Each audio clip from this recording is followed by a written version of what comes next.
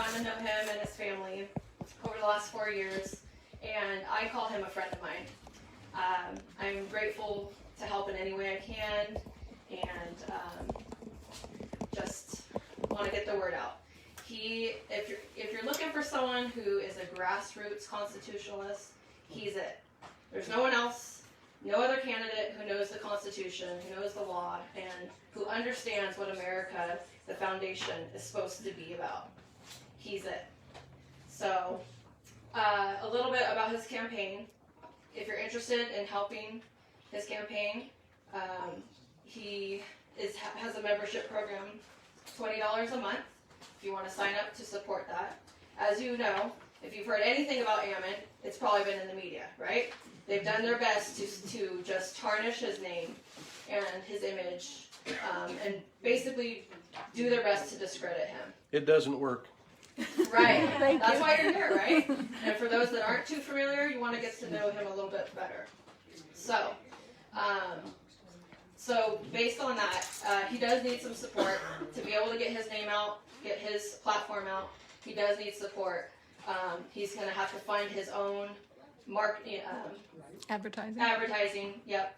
He has made some commercials. I just actually heard them on the radio over the last few weeks, and so he really needs the support of the people, those who want to get him in office, to make that happen. He has this table back there. He's taking donations. If you have anything you'd like to give tonight, make sure it gets to Wendy, his campaign manager.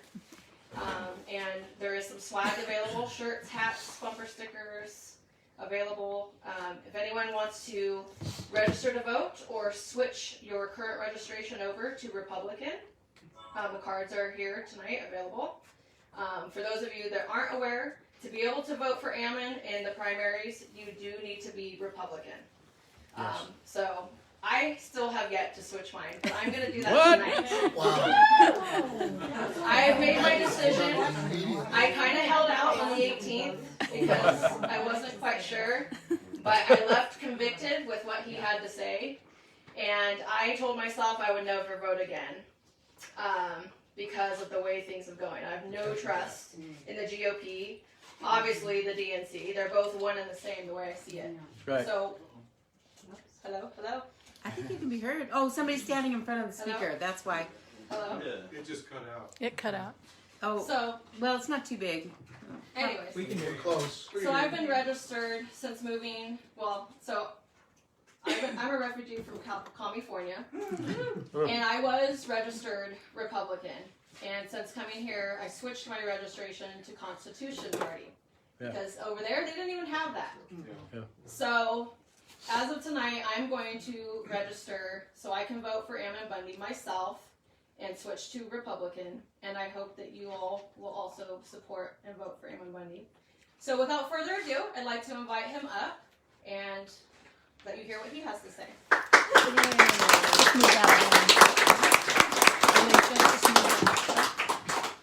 Thank you very much. Just move that. This is a awesome little place. Thank you. Thank you so much for letting us meet here. Beautiful little place to be and to talk, and hopefully we have a good conversation, because that's what I'm hoping to do. And I have always said that anybody who has any questions, it doesn't matter what it is, I'm willing to answer it, as long as it's not something like personal between my wife and I. But besides that, I'm pretty open, and I promise you, and we haven't done it yet, that we're not going to give you a card where you write down your questions, and then someone goes over here and then decides which question that candidate is going to answer that I'm going to answer. We're not going to do that. We'll actually have a conversation here. I do give you, a little bit of my background, if you don't know, and many of you may.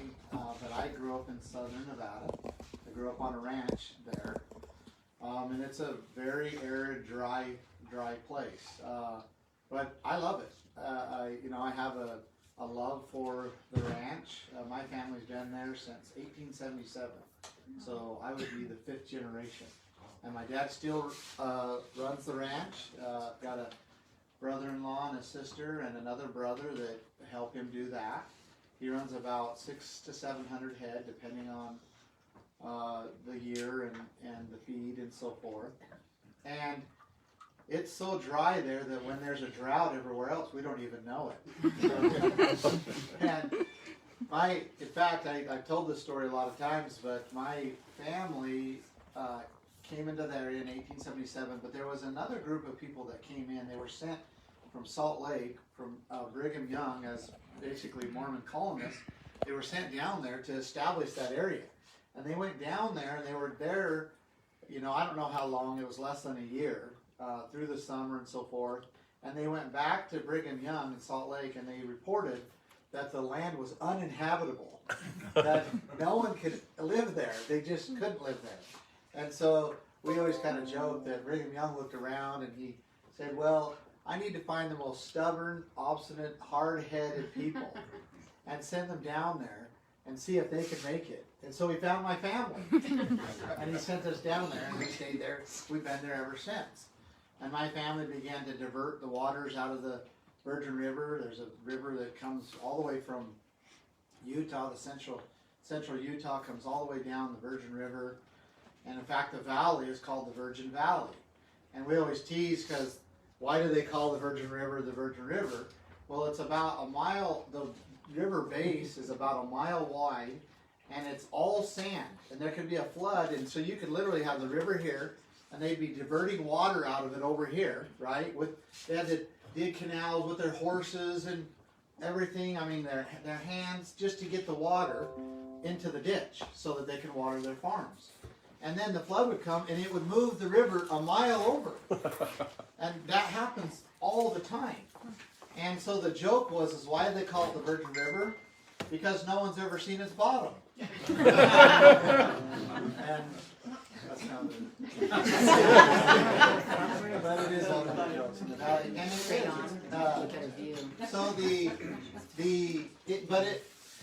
it just kind of emphasizes that it was a very hard living. And it was very rough. And in fact, still today, even with all the equipment we have and all the resources and concrete and bulldozers, it's still difficult to get the water out of the Virgin River because a flood will come, it'll take out the dams, and all the equipment gets stuck in the river. And to think of them doing that with basically their hand power and what they could with their horses is actually quite amazing, because they leveled the entire valley and began to irrigate it with flood irrigation, and by diverting water out of the Virgin River in multiple different places. And that's where I grew up.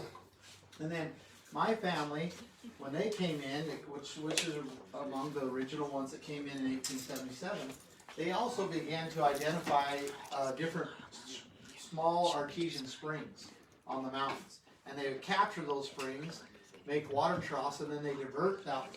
My family would divert that water throughout the desert. And so now we have a water infrastructure that spreads about almost a 30 square mile area. And that's where we run our cattle. And my dad, his entire life, and even my grandfather, my great-grandfather, they have developed these waters and then improved them and maintained them. And they get like this alkali that gets in them. So my dad has this great big air tank, and he'll go and he'll blow the water lines out, and he'll maintain the water so that the cattle can get water in that desert so they don't have to travel so far. But what it's done is it's caused it so that the desert has blossomed, so that the wildlife they don't have to go as far either for water, right? So we have a ton of quail and chukar, and we've got a lot of rabbits, and of course coyotes, and some deer, and some mountain lions, and so forth, all through that area where normally there just wouldn't be. And that's because my family has, done that work, and also including maintaining the roads and the fences and all of that. And my dad doesn't use the government to do that. He does it with his own money and his own time. And he would never even think about using the government to subsidize his ranch or his farm. And so that's the way I grew up. And I want you to understand that that's how I grew up. I grew up on the ranch. I grew up, you know, on horses, on ATVs, working with cattle, and our cattle were pretty mean because they had to be. They lived out in the desert, and that's who I am. That's what's in my blood, and that's, you know, what makes me tick, I guess. And I want people to know that so they can understand and relate to that. They know that I have an agricultural background. My mother grew up here in Idaho, in Gooding, Idaho. And my wife and I moved here in 2015, so coming on 7 years. And we moved here because at the time I was living in Arizona, and we lived in what's a little town called Laveen, Arizona, but Phoenix grew so big it come up and just surrounded it. And my oldest was 12 and my youngest was a newborn, and I didn't want to raise my kids in the city. I didn't want to raise them in the city. The house I bought was actually the original dairy farm house, but yet the city just come up around it and got to where all it was a city. And so we began looking, and we were praying and, you know, asking for guidance of where should we go, and we ended up here in Idaho, and we love it. So that's why I'm here, and I don't intend on leaving. I intend on staying here in Idaho and you know, continuing to raise my family. My 12-year-old now just got married 3 weeks ago, so it's kind of amazing how that happens. Your 12-year-old? I said my 12-year-old Ben. Wait a minute.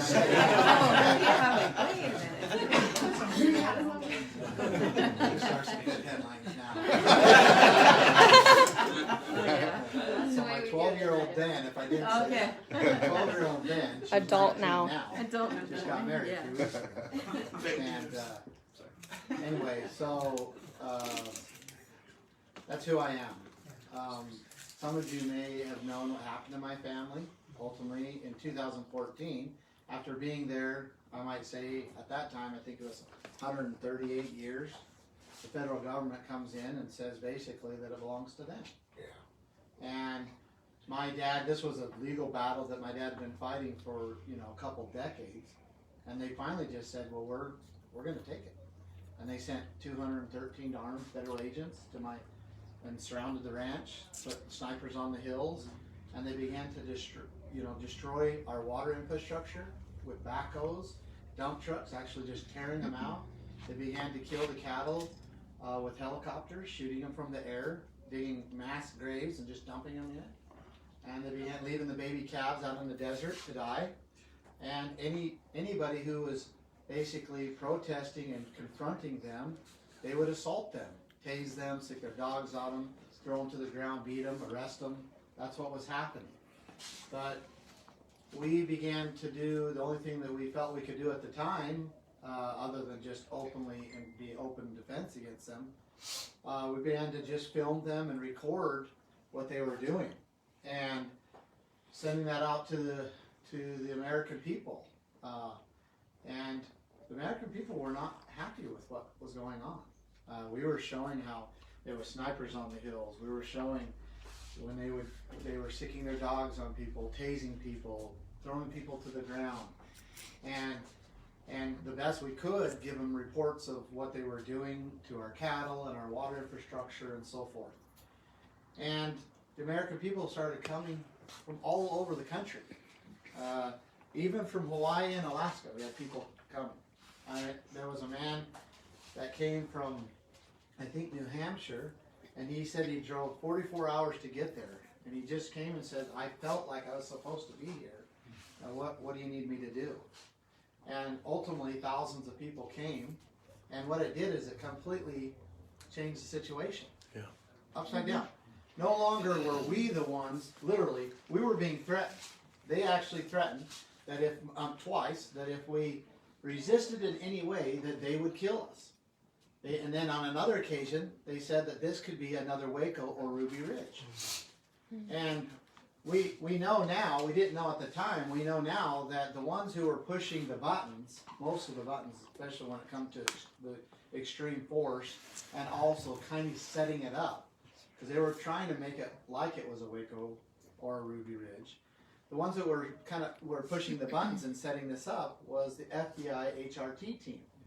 And that's the same team that went into Waco, the same team that went into Ruby Ridge, the same team that killed, Lavoy Finicum and set that up.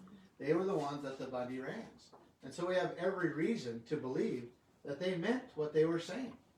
That they would have killed us if we would have resisted without the American people coming and supporting us. And so what happened, the American people came, and all of a sudden it just turned everything upside down in a right way. I should say right side up, actually. Because then what happened was we saw, because they built like this massive, basically military type base about 5 miles from the ranch home. And they all, once so many people got there, they all just went back there and retreated into this base and began to figure out how they were going to get out of this. And the people gave them an ultimatum to return the cattle, because they had at this time they had gathered about 400 head of cattle, the ones they hadn't killed, and to return the cattle and leave immediately. And ultimately, the people, they even gave them a time frame. There was a time frame that they gave them, and they said, you have an hour to leave. And I watched, the federal agents from the quote-unquote most powerful government ever known in the history of man. I watched 107 federal vehicles leave with 200 plus men in an hour. Just like the Taliban. Yeah. And why did they do that? Called their bluff. Yeah. Well, the American people responded. Yeah. Right? They responded rightfully. They responded, and they did it. It was completely done in peace. All of it was done in peace. There was no, other than them violently, prior to that, throwing people to the ground, tasing people, beating people, and so forth. There was no violence that was done on the part of the American people or my family. And yet, literally within just days, we saw where the whole situation turned right side up. The people went in, got the cattle, brought them back to the ranch. We put them back on the range, and they sent contractors. The federal government sent contractors in to clean up all the basically military type base, and they never returned. Still to this day, my dad still runs those cattle, and he's not bothered by that. I mean, they don't bother him. They haven't sent him any legal documents. They haven't sent any force. They haven't sent anything. Because the power of the American people is great. And that's what I learned. I learned that all we have to do is just stand up together and say no. That's all we have to do. It's very simple. It doesn't have to be violent. It doesn't have to be bloody. It doesn't have to be really anything. It doesn't even have to. We don't have to be bogged down in the courts. We don't even have to vote. We just have to say no. That no, you're not going to do this to us. You're not going to do this to our neighbors. You're not going to do this. We're going to live free. We're going to worship how we want to worship. We're going to live how we want to live. We're going to travel. We're going to trade with each other. This is what we're going to do. And that's what we're going to do. And it's just that simple. I learned that. And it was something I'd never considered before. It was amazing to see these violent thugs that were trying to kill my family completely flee out of the entire area, and because the people responded. And so so now I'm seeing this and understanding this, right? And it changed me to understand really what our rights are about and how we preserve them. Because I always thought, like most people think, that our rights are preserved in the courtroom, or our rights are preserved in the ballot box. That's what I always thought. And I know there's pieces of that it can help if it's done right? But that's not true at all. Think about history. Anywhere in history, can you show me where, let's say, a significant violation of human rights has been going on, and the courts were the way it was resolved? There's not any. What about everybody went down and they voted, and that resolved it? We saw that. Yeah. It's not in history. But what about people coming together and defending themselves? Yep. What about people coming together and saying no? What about declaring that we will be free and then standing behind that in defense of each other?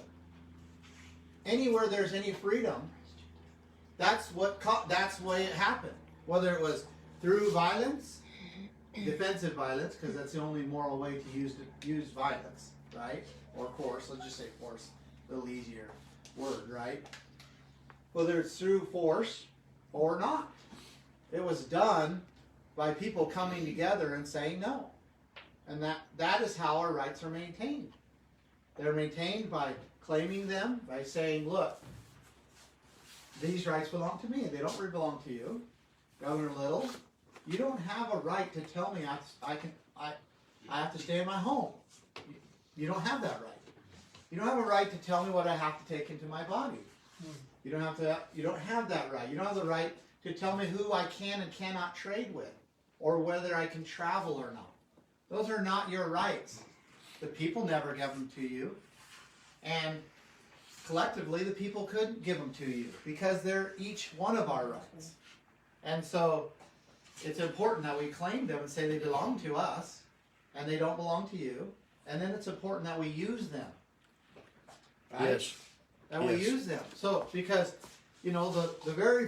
when they come down and they say, well, you guys, you need to stay into your homes. The health order comes and says you need to stay in your homes. What's the most important thing that we do? Leave. We leave. And we're not doing it to be rebellious. We're not, right? You simply cannot allow them to set a precedence or allow them to think that they have that authority. You can't. And so I know I began to travel. Actually, for a while there, it was so inexpensive to get flights. It was awesome. I was flying my whole family, going to Arizona and back and forth. But a lot of it was, look, I'm going to exercise my right to travel. It's important that I exercise my right to travel. And then claim and use, and then to defend. If someone comes to take your right, to infringe upon your right, you have to defend it, or you will lose it. And if you do not claim your right, if you do not use your right, Absolutely. and if you do not defend your right, and you have to do all three, your rights will be taken away. Mm-hmm. And it has nothing to do with the court or the ballot box. Nothing. And so, that was like an epiphany to me. It was like, wait a minute, I had this all wrong, I was a businessman in Arizona, I had a successful business, had 6 kids, I did a lot of things in my life fairly, about out in the open with business and helping people and serving in the church and all of that. And I'd never even considered that until I saw what happened to my dad and experienced that. And that's exactly what he did. He said, this ranch belongs to me. It's been in my family for almost 140 years. I have deeds with the state of Nevada that declare that these water rights and this grazing right belong to me.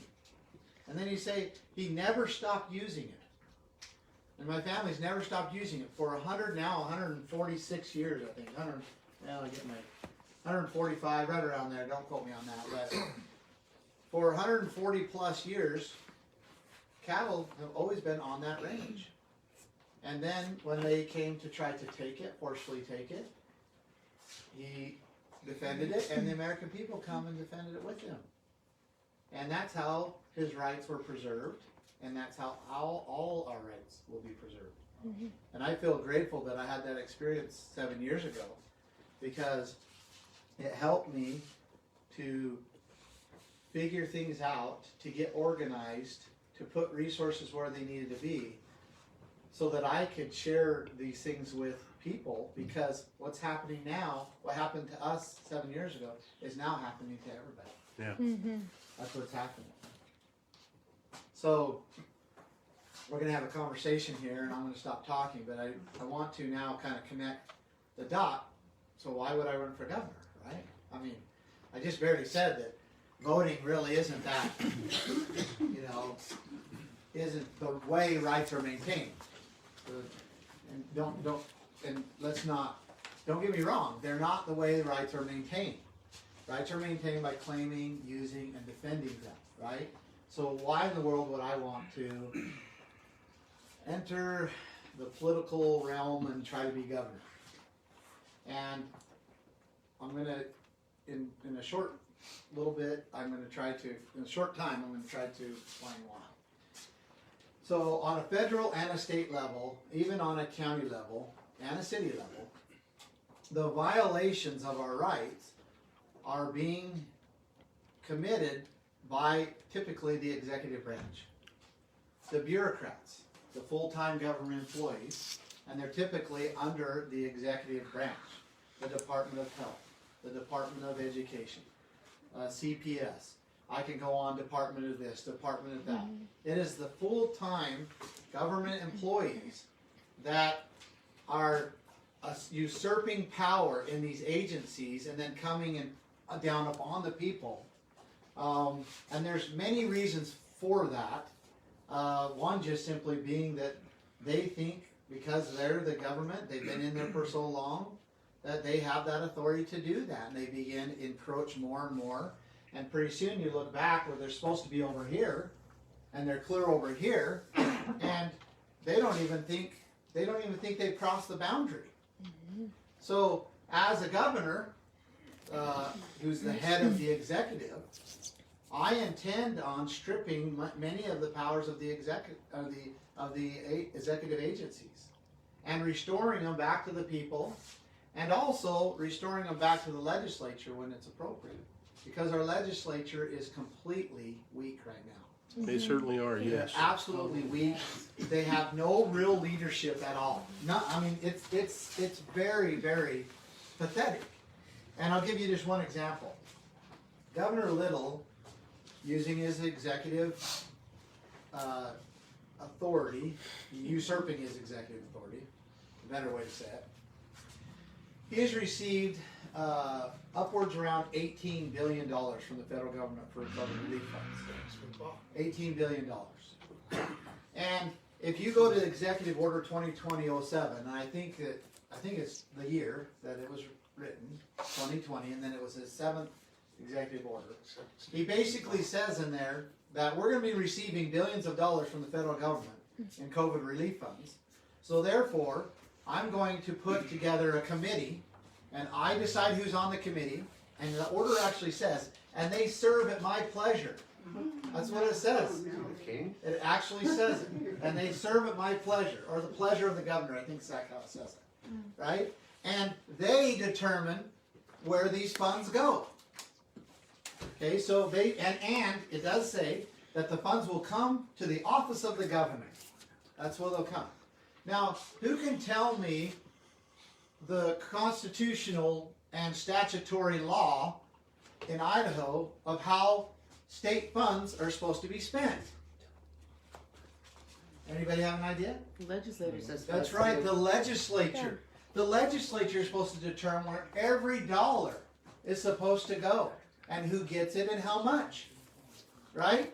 And so here we have Governor Little, who's received 10 times the annual state budget from the federal government. And he now arbitrarily, him and his buddies, can decide how to spend that money with no legislative oversight. None whatsoever. And wouldn't you think the legislature would be screaming about that? Look, it's our duty and our authority to determine where funds go so that we make sure that it's not corrupt, it goes to the right place. We make sure that there's protocols. You know, all of that's put in place. And the governor usurped all that, just went right around it and says, through executive order that I sign, I decide that I get to spend whatever I want. And I can collect whatever I want. And I'm going to get as much as I can from the federal government. And I'm going to spend it how I want to out of my own office. And the legislature's not saying anything about it. Nothing. Remember, I'm emphasizing the weakness of our legislature. Right? So that would be a power that I would strip away from the governor, as governor, and from the executive agencies, that I would put right back on the legislature's lap and say, look, this isn't my responsibility. You know, it'd be nice to have it, right? Governor Little loves it, but it's not my responsibility. And so you have to take care of this and literally get the legislature back to doing what it needs to do. Another kind of to emphasize the legislative weakness in Idaho is the law when it comes to emergency orders. Basically, the Idaho law says that, and I'm just going to paraphrase, that basically when the governor makes an emergency order, that it can only last for 30 days. Yeah. And then if it's extreme enough, he can extend it for another 30 days. But after that, he's supposed to assemble the legislature and turn that power back over to the legislature. Okay? Because it really makes him a dictator. Not really. It actually does make him a dictator. Okay? So that's the law. And then the law says this. If the governor does not end the order, then the legislature shall. Right? That's an order by the people. The legislature shall convene on the 90th day of the order. And they wouldn't do it. And that they're supposed to convene, and then it goes on and says that they have the power through a joint resolution to end the order. And they don't need the governor's signature. Okay? So they can end the order without the governor. Of course, it wouldn't make sense, right, if you had the governor's signature. Because it's basically a good law that makes sure that Idaho doesn't fall into a dictator type of government, which we are in right now. Right. Right? We are absolutely in a dictator type. He's getting all the funds he wants. He has all the power, and he's holding it all in the executive branch. In fact, he has orders that actually say that those powers are all held under the executive branch. So, again, why didn't the legislature meet on the 90th day? Anybody have an idea? It doesn't feel like it. Well, I wish it was just that simple, right? I thought he had to call them back into session. Okay, so how much logic does that make? None. That he'd have to call the legislature boot in order his to butt, end yeah. his order? Yeah. Right? Because his order has gone too long and is usurping too much power. How much logic does that sound? But that's exactly what the legislature said. We can't convene unless the governor allows us to. That's what they were saying. We have an executive branch, we have a judicial branch, and we have a legislative branch. They're equal branches of government, yet the legislative branch wants to make us believe that they have to have permission from the executive branch to end an executive order. This is how weak they are and how undirected they are. And it has become detrimental to the people of Idaho. And so after understanding this, after calculating this, after discussing it with hundreds of people, and have felt very strongly that getting in the position of governor to strip those powers down is exactly what is necessary for Idaho. And that's what's motivated me to do what I'm doing. And interesting enough, a lot of people agree with me. A lot of people. It's just amazing. We're having meetings like this almost every night. Every night we're meeting with, 20, 30 to 300 people. And I'm getting this feedback about how they feel, what their concerns are, and we've run multiple polls, and those polls have showed in every poll they've been very favorable to me, very favorable to me, and so we have a really good chance here. We have a great chance here of getting some things right and preserving liberty and protecting ourselves a little longer, because Idaho needs to be different. Idaho has to be different. Where else are we going to go? That's right. Where else are you going to go? I mean, I'm from Nevada, right? And the little ranching area and all that, of course, there's not much going on there when it comes to COVID. You can't even go into town. Nevada and the surrounding states, you know, Oregon and Washington, and California, Nevada, now Montana's doing pretty good. Utah's iffy, but in some ways it's doing okay. But we're surrounded by, I mean, we live here and we don't even really have to experience what just people in others, just across another border are experiencing. Yeah. It's pretty extreme. And then you go a little further. It's not very far, what, 600 miles you're into Canada? What's happening in Canada? I mean, that's close to us. Yeah. They're arresting pastors, prosecuting them for simply actually holding church. You know, and that's what started happening here in Idaho. I don't know if you remember at the very beginning. Idaho was the first state to arrest somebody for having church outside. Yep. Yeah. We were the first one to arrest somebody at a mother at a park for simply having her kids playing in the park. But the people of Idaho responded though. We responded. And we said, no, we're not going to accept this. We will not live this way. And we forced them to back off. And we're benefiting from that right now. Yeah.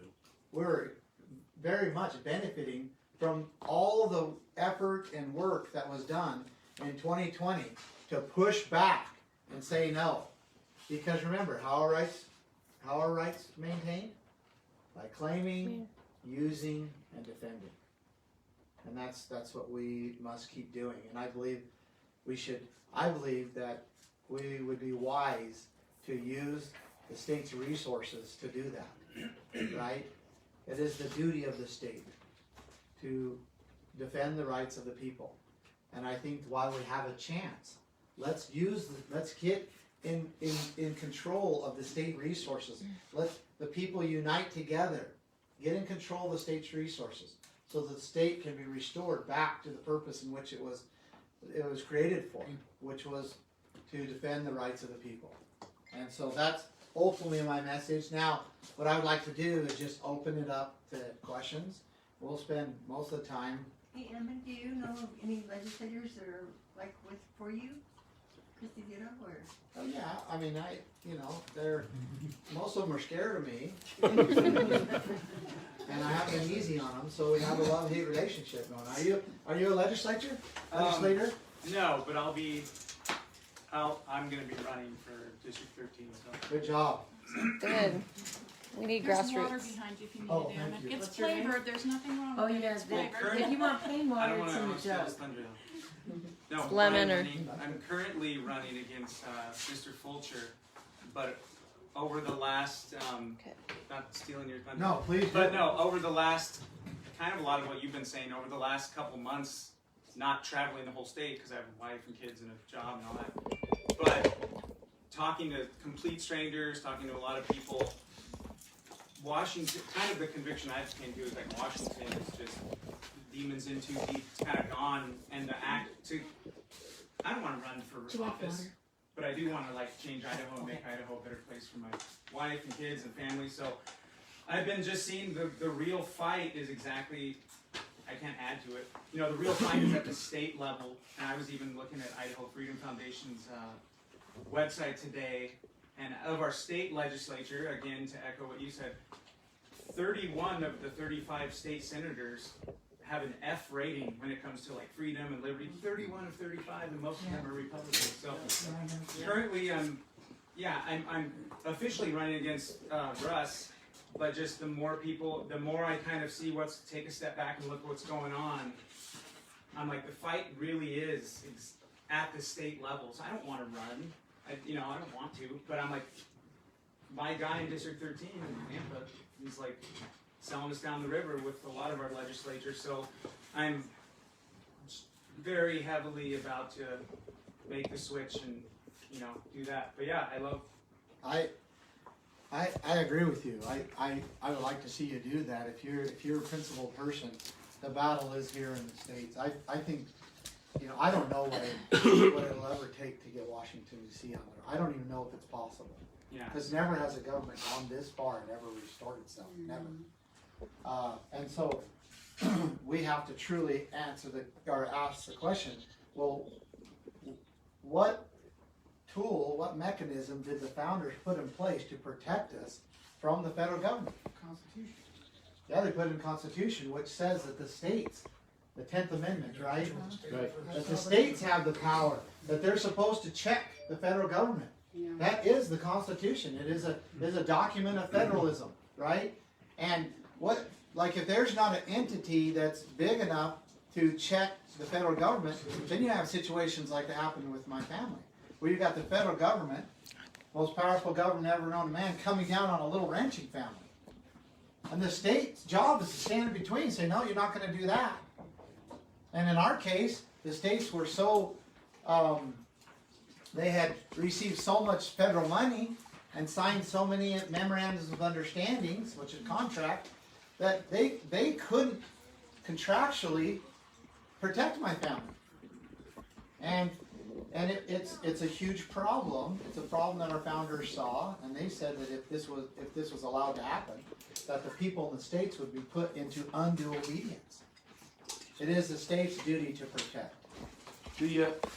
As governor, what would you be able to do about the non-citizens that they're moving into our state? So just understand that Governor Little and previous governors had already taken federal money and already signed federal contracts that they would take these people. Okay? They have done that. And so the battle is if you don't take them, which the state has the authority to do that, right? But if you don't take them, then they'll drag you into federal court. They want their money back. And say, look, you signed this contract. But the thing is I'm willing to fight that battle. I'm willing to fight that battle. I'm willing to say, look, you compelled the state to sign this because you've taken the money out of the state. Now you're trickling the money back down for obedience. Yeah. And it's unconstitutional. And I'm willing to take that fight to them. And I think ultimately we could boil things down. One is, I think when you ask whether you should support me or not, I think you need to ask whether I'm going to fight for you or not. And have I had a history of doing that? And have I had a history of winning against the federal government? And I all those, yes. I think everybody here knows that you're willing to fight. What And else that's is what there? we want. That's what we want. And that's what we need. Now, we don't want someone going out there, and the media wants to call me, a divider and a disruptor, right? We don't want someone going out there causing problems that we don't need. And so, I have to come here and convince you that I'm not the person that the media says I am, which, I find it comical most of the time, and I don't respond to them too much, right? They're liars. But let me give you a little bit of, and I'll have your, you can be next, but let me answer this. My history as far as business and as far as what I've done in my life is, when I was 21 years old, I had a few little businesses when I was a teenager and so forth, but they were just teenager businesses, right? When I was 21 years old, I started a fleet maintenance company where I'd contract with medium-sized fleets, and I would basically take care of all their fleet, commercial trucks, and I ended up running that business, and I started from scratch. I ran it for 21 years, and it ended up being one of the largest private fleet maintenance companies in Arizona. It was millions of dollars a year. I hired hundreds of people, and you know, and it was a very detailed, complicated business. I'm dealing with, you know, hundreds and hundreds of commercial trucks that are local delivery trucks, scheduling all their maintenance, and that goes from everything from a lift gate to the DEF system on their engine, and all of it was maintenance. We tracked all of it, and I created this system that really worked. And then I was always looking for like software to help me do it, help me track it. There really wasn't any out there, so I put teams together and we built our own fleet maintenance shop management software. And we developed it in my shop, and I put, you know, like I said, I put teams together and worked with my customers, worked with my vendors, worked with my technicians, worked with my office staff, and over almost a 4-year period, we put this amazing software together, which I had hired, you know, programmers and so forth. And I began, after I developed and proved it, I began to sell it to other shops. And now, it's one of the leading fleet maintenance shop management softwares in North America. And so I'm not a divider. I'm actually a unifier. I'm an organizer. I mean, those that are working on my campaign can know that's what I am. It's my nature to do that. And I have full confidence that I will be able to unify the legislature. I truly believe that I will be able to unify the legislature. They don't have to fully like me. And some of them, we really do have a great relationship. And some of them it's like, because I don't mind calling them out. But if I could do it in love and say, look, this is the reason why I'm doing it, then I can unify them around certain causes, because that's what I do. That's what I do. And that's what I've done. And so I just want you to understand that, to let you know my background and what I've been doing for the last, 25 years. I haven't just been fighting the government. I've actually built several multi-million-dollar businesses from scratch. And you can't do that being a divider. You can't do that. You have to, and you can't do that belittling people or, going against people. You can't do that. You have to be able to unify people and yet still hold people accountable and get everybody going in the same direction. And that's what I've done. And I have a lot of history in doing it. Okay, I promised you to have the next question. So, I am very concerned about Idaho's being apathetic about any kind of election audit. I was listening to the radio this afternoon, and they were asking people to call in and kind of give a, or do they want something done? Well, I worked as a poll worker a couple of years ago, and we had an issue here in the Little Baptist Church right off the 12th Avenue and Lakeshore Drive, where there were over 30 people that came in, had what looked like legitimate IDs. They didn't speak any English. They had a teenage girl that was translating for each one of them. They all had the same address on Track Lane, and we couldn't do a thing about it. And not anybody called into the radio today saying we would like to have an election forensic audit in this state, because they felt like the whole overall election went their way. It went red, and I think everybody was like, so we don't have a problem, we don't want to spend the money. My concern is, great, I'd love to vote for you. How do we know? So that is a concern. And I've actually talked to one of the lead, somebody over there, Secretary of State. He's actually running for Secretary of State. And they confirmed to me that there's no problem. The Secretary of State says everything's okay.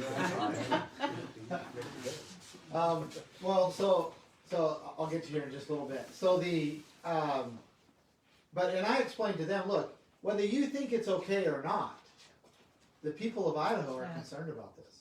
I And don't think it's okay. in this case, perception is reality. And yeah, and so, we're concerned about it, right? We're putting a tremendous amount of effort, resources, we're combining people. We have a team of over 300 volunteers already. And you'll see as we continue to go, you'll start to see this thing that we're building. And we don't want to build it for nothing, just so that someone can steal it. And so we're concerned about it.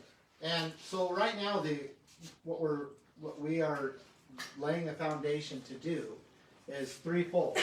We will have, we're wanting volunteers to actually go to and be a poll worker, go to the county, register as poll workers, and watch that internally.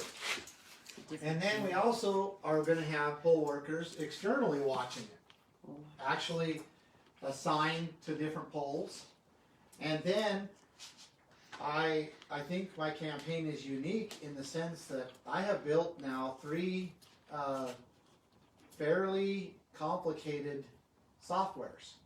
And I have the ability and the manpower to read code, to decipher code, to decipher whether something fishy is going on in it. And I do believe, and we need to start working now with the Secretary of State to say, hey, look, if there's something going on, we somehow need to have rights to be able to review the code. And so the way I understand the election go in Idaho is that you go in and you write it on a paper ballot, then it's counted by a machine. So we will be able to, if we think that something is fishy, we will be able to, When you're done. okay, we will be able to count the ballot and hopefully determine electronically through the code if it all matches up. And then the other concern is well, did something happen to those ballots? That's where I wanted to So talk. that's why we have to have watchers, that are both volunteers for the county and externally to make sure that those things. And I'm open for suggestions, but I can't think of any better way to do what we need to do, and to just really make sure that it doesn't. What I felt was missing is that there was no one to check whether those people's names, addresses, whatever, were And even citizens. What I wanted to say was, so about 7 years ago, I ran for school board here in Nampa. And it was very interesting. I lived in the same house that I live in right now.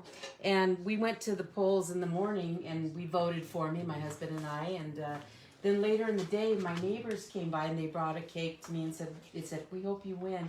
They said, we went to the polls. We wanted to vote for you, but your name wasn't on the ballot.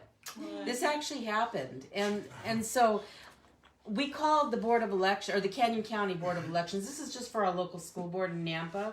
And I said, my neighbors did not get me on their ballot. How does that happen? Because I went through getting the petitions signed in advance and getting people to, I did all the things and I was on the ballot in the morning. So how is it that I wasn't on all of the ballots?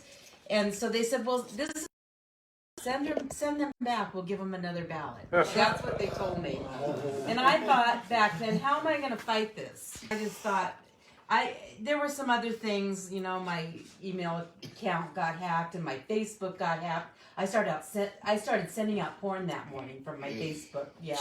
Anybody who knows me knows that that's not something I would do. Anyway, that was quite strange. But yeah, so there really is a serious problem. So we need people to be poll watchers.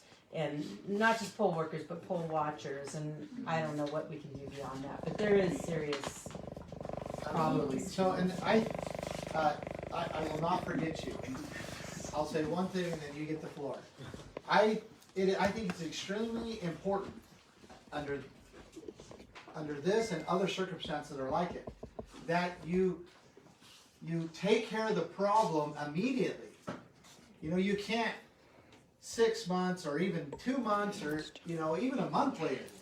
And so we will be creating, and Wendy and I and others are already working on, we will be creating a reporting system and it will be an electronic reporting system that will come directly to us, that each one of the volunteers and these poll watchers will be able to immediately report something, immediately send video and pictures and report something to us.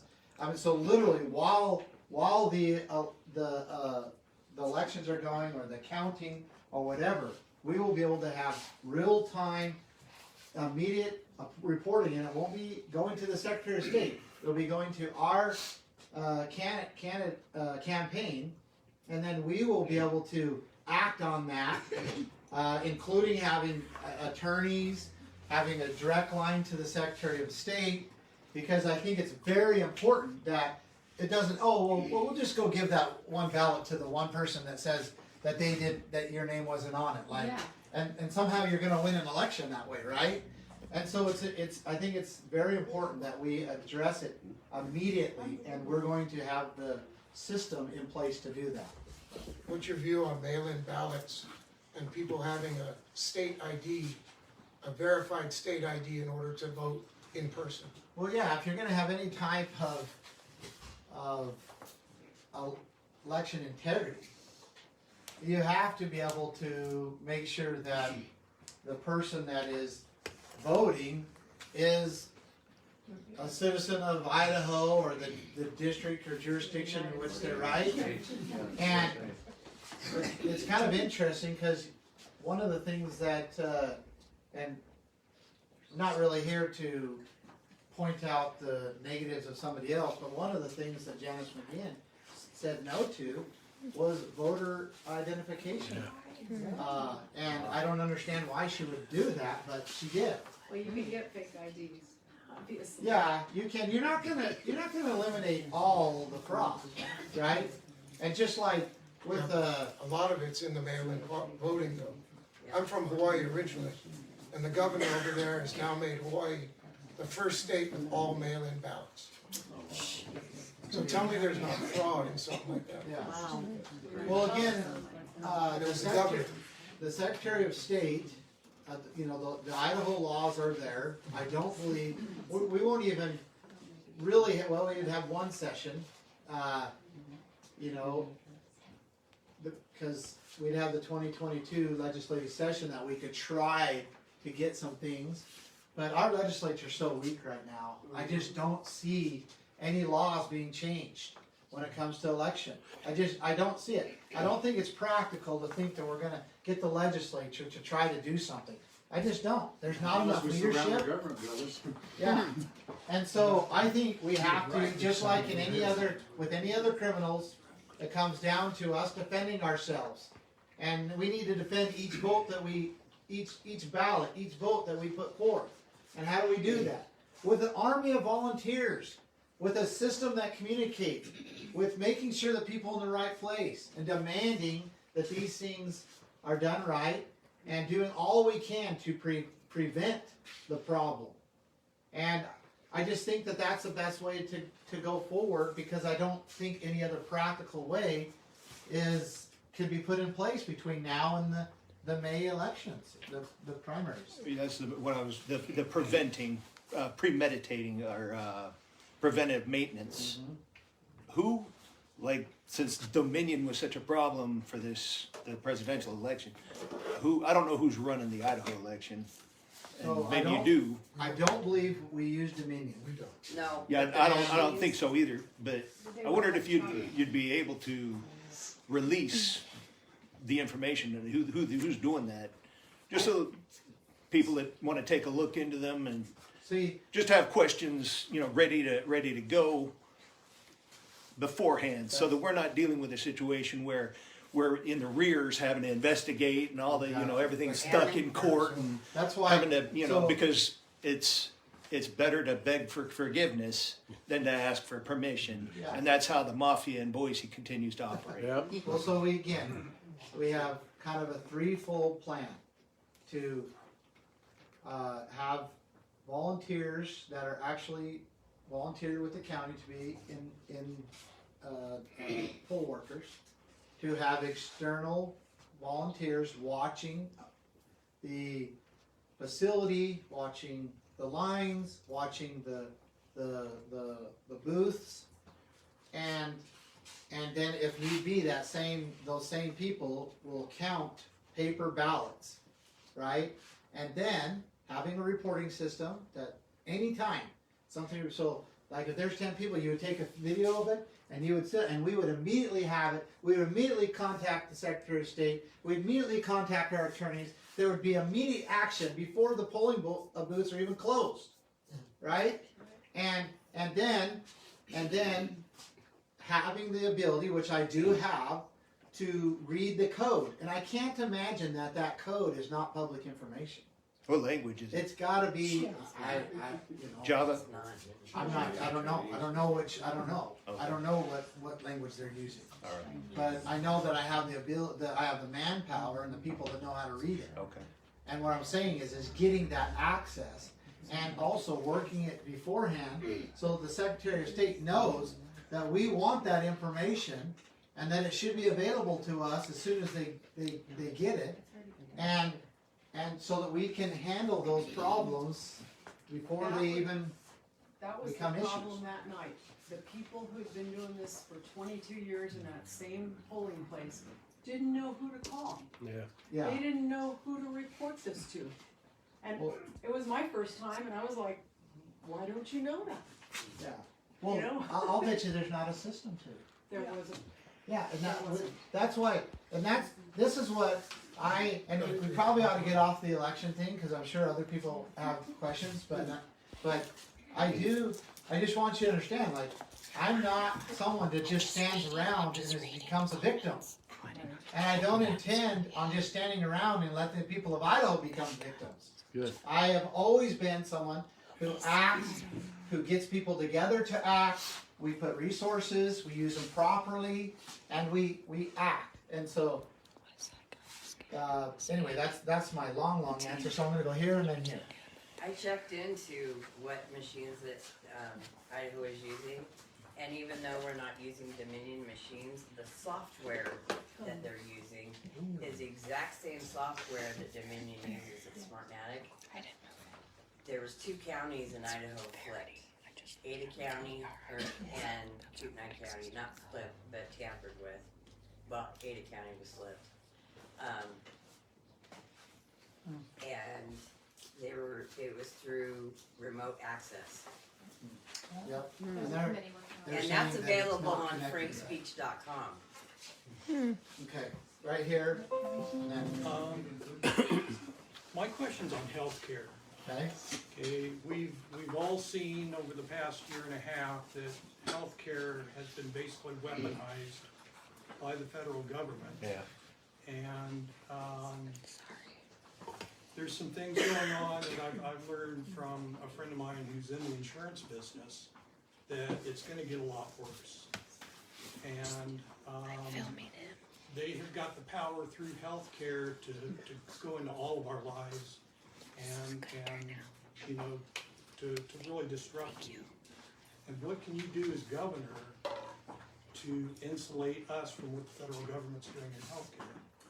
so again, these hospitals have received hundreds of millions of dollars from the federal government, and every one of them signed what's called an MOU, a Memorandum of Understanding. And basically, it is a compliance document where the federal government says that under this circumstance, because you took this money, you have to comply to what we tell you. At the time we tell you, or, you know, it could be laid out. And so, and they've taken this money, and so and the state has taken this money, and health districts have taken this money, school boards have taken this money, county sheriffs have taken this, counties have taken this money, all of these businesses, private businesses have taken this money. And every one of them signed an agreement, because you don't take money from the federal government without strings attached, okay? So what we're seeing now is we're seeing everybody acting according to the way the federal government's telling them to act because they receive money. And we're going like, what's going on here? Then why is the state doing this? I thought this is Idaho. Why are the hospitals doing this? All of that. Well, they contractually agreed to it.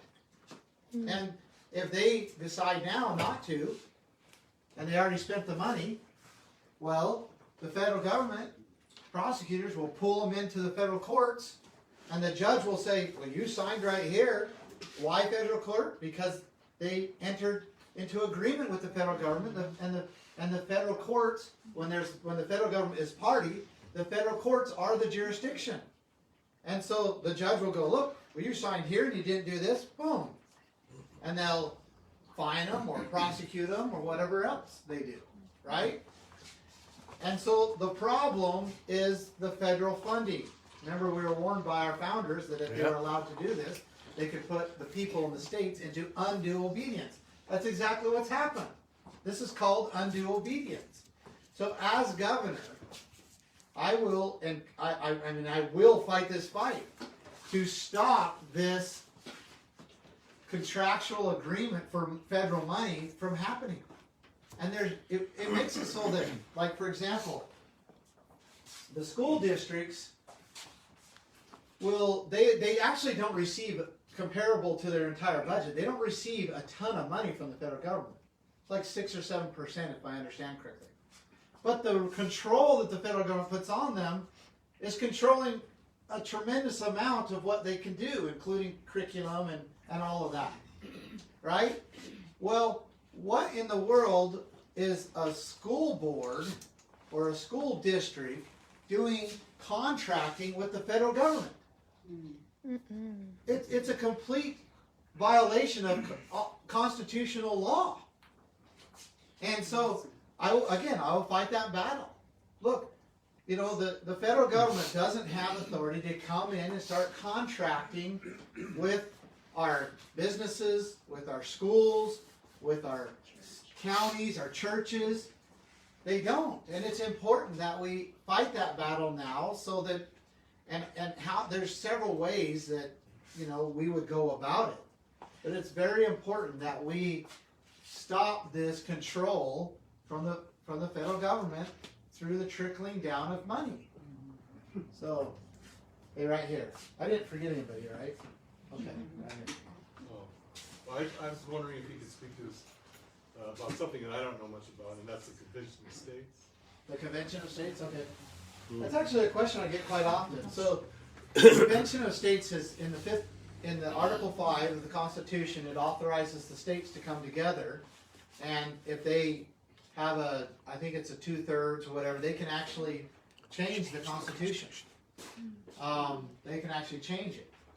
And there's actually some very conservative people out there that think that that's what we need to do. No. And I think it's extremely bad idea. And the reason why is I don't think our state leaders have any better idea than our founders did about liberty. In fact, a lot worse, right? Yeah. So what would happen there is if they did actually get it done, I think we would come away with a constitution that was completely compromised.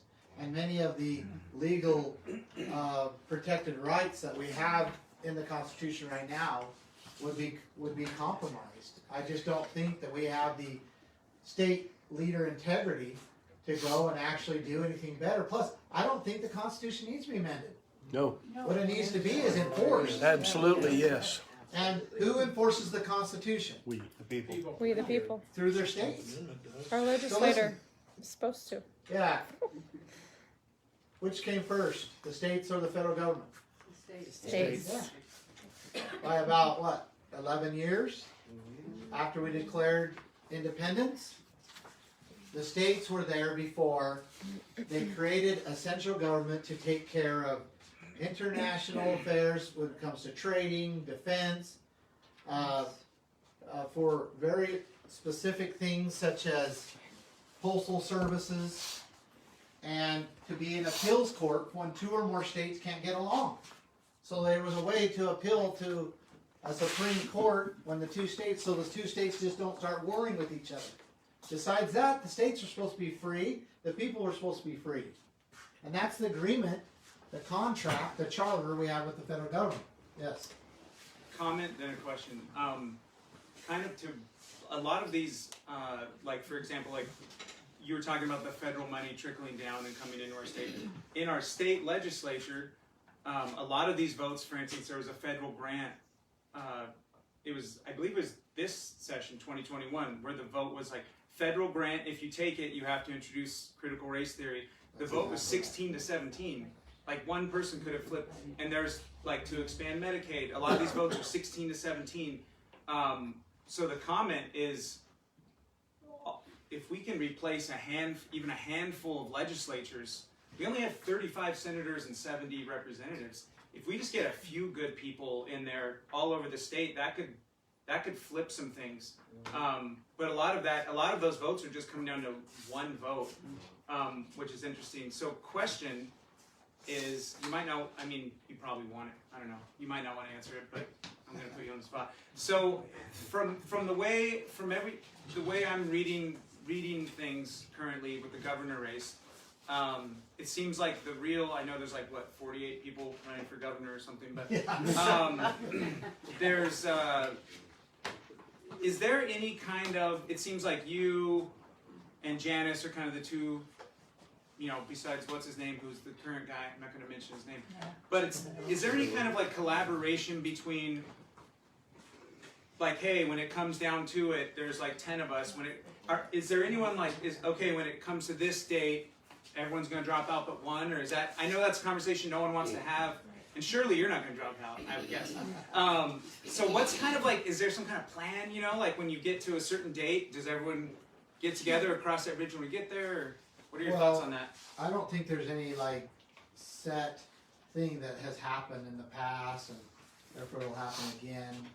I know that certain people have, said that they want to do that. And I'll be honest with you. In 2017, September 1st was actually, I was on my birthday, and is when clear back then is when I felt like I would at some time put my effort into becoming a governor, which was interesting because anybody have an idea where I was at 2017, September 1st? Yeah, I was in solitary confinement. I've been there for months and months and months with never any really, if someone looking at our circumstance would never believe that I would ever going to get out the rest of my life. The minimum sentencing on our charges were 106 years. The federal government spent $100 million trying to prosecute us. And we walked out of that prison after 2 major federal trials without even a misdemeanor. And so to have those thoughts in that circumstance, when I hadn't seen my family, never had even any physical contact with my family for 2 years, still today it's tender to think about that. To think at that point that I was feeling inspired and even wrote in my journal in detail of how I was feeling and how at some time I was going to be called to run for governor of Idaho. And I even wrote down the things that I was feeling that I should really push for and do. And I have those journals. I could show them to you at some point. And so, but I put that in the back of my mind, we end up fighting, end up getting out. I really don't want anything to do with anybody really, other than just my family and my close. And then 2020 comes around, and I just see these same patterns that I saw in prison and with my family, where people in government thinking that they have authority to do things that they don't have authority to do, stripping the rights of the people away and saying they're not rights anymore, that they're privileges. Yeah. And I'm like, I can't just sit around and allow this to happen. And so, but then I thought, well, I really don't want to get into politics. I absolutely don't want to. And I also understand how rights are maintained. So I rallied the people through the People's Rights System and Network, built it 60,000 people. We really pushed back, and we made a difference. We made a difference. And then the elections starting to, or the governor elections and so forth. So I sat back and just started watching who was going to run. And I thought, man, I hope somebody that can actually win, that actually has name recognition and the resources, and that has the principles, understood the right principles, and that had the strength and the history to fight, right? And I stepped back and I watched so-and-so enter the race, and I watched so-and-so enter the race, and then I watched Janice McGinn enter the race, and among others. And I thought, well, can I get behind her? But then I look at 2020, and all through 2020, we were begging her. We were begging her and begging the legislature, stand up, do something for us, unite together. And we got nothing. Nothing. Certified letters, assembling, calling them, and I mean, everything we could do to try to get them to come together. And I saw just really, actually, to be honest with you, a lot of weakness and a lot of compromise. And I just didn't see anybody who was going to make sure that Idaho was going to be secure, that the state of Idaho and the resources of Idaho were actually going to protect the people of Idaho. And that's when I began to feel that I should run, and so I did. But I did it out of really not wanting to, and I still really don't want to. I'd rather go build another business, spend my time with my family, work with my children, do the things that I haven't really been able to do because of all the stuff that's been going on. But I also am not naive to the fact that if we do not stand right now, I mean, we are in a critical moment right now. Yes. We are in an extreme critical moment. The freedom is collapsing all over the world around us.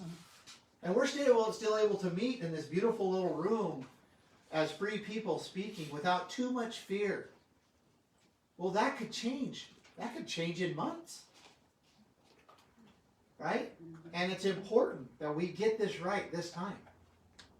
And if it's not me, then I believe it has to be somebody who understands the principles, who's willing to fight, and has the experience of that. But I don't see anybody else willing to do that right now or able to do that. And so that's why I'm in the race. And that's the only thing. If that circumstance changes, then I'll say, great, I'm going to get behind this person. But if it doesn't change, then what am I supposed to do? I have to continue to do what I feel like I'm supposed to do. And so hopefully that answers your question. No, yeah, it's an interest. That's every time it comes up, online or in person, you get it. But it's like, yeah, there's probably 2 or 3 people who people even know their names, and then there's everyone else. But. Well, so I hope to get enough support that it's obvious that I'm ahead, and we've been doing that already. That it's obvious I'm ahead. We're going to keep doing the right things. We need all of you to help us. That's why I need your donations. That's why I need you to talk to your friends. That's why I need you to pass our information out everywhere. That's why I need you to go get your skeptical friends and bring them to these meetings and let them ask questions, right? So we can continue the momentum that we've started, and that's why we're running at such a high pace. And we're going to continue. It's going to even increase. And the things that we're building, and the machines that we're building, communication tools, it's actually going to be quite amazing. And but we have to have your help. That's one of the reasons why I'm here. To say, hey, look, if I'm your guy, then get behind me and support me. Yeah. Or get beside me. So, Ammon, I know that you're having to fight the media and the Democrats of the state, but what about the Republican Party of the state and their committees that they have? I mean, I haven't really seen any stuff come out from them about you. Are they just washing you to the side? Are they supporting you? Are they, because you're going to be on the Republican ticket. Correct. So the Republican chairman So there is a deep, good old boys Republican Yeah. establishment in Idaho. Mhm. And it's very corrupt. There. And what they've done is they've enriched themselves by getting into government. That's what they've done. The Democrats want to use the government to force their ideology on everybody. And the Republican establishment here in Idaho wants to use the government to enrich themselves. And that's what they've done. And it's become very corrupt. And Idaho is teetering on whether they're Republican or whether they're conservative. Yeah. And they're not the same thing. No, they're not. Okay? And that's really the battle. So yeah, they're going to attack me. They're going to spend a tremendous amount of resources attacking me. And I fully plan on that. They've already vowed not to give me any resources, even though I'm running as a Republican. They've already vowed that. And then it was a month after they said, oh yeah, we're going to give every candidate equal amount. Right? Well, I don't want their money. I don't want their money. I don't need their money. I would rather get it from the people supporting me directly. I don't want their dirty money. Okay? And so there's that. And now this is a reality. I could ask it here today. But so how many here are subscribed to the Idaho Statesman? Nobody willing to raise their hand. Okay, yeah. But let me explain. This is the third time I've done it. This is the smallest group. The last time I did it, there was probably 150 people to 200 people in the room. The time before, there was 200 to 300 people in the room. How many people have raised their hand when I asked that question? Any idea? None. Zero. Wow. Not one person. And so the 12 and a half people that are subscribed to the Idaho Statesman are never going to vote for me anyway. I don't even care. Yeah. Right? So I'm not going to react to them. And we have to stop believing they have all this power. They don't. They don't.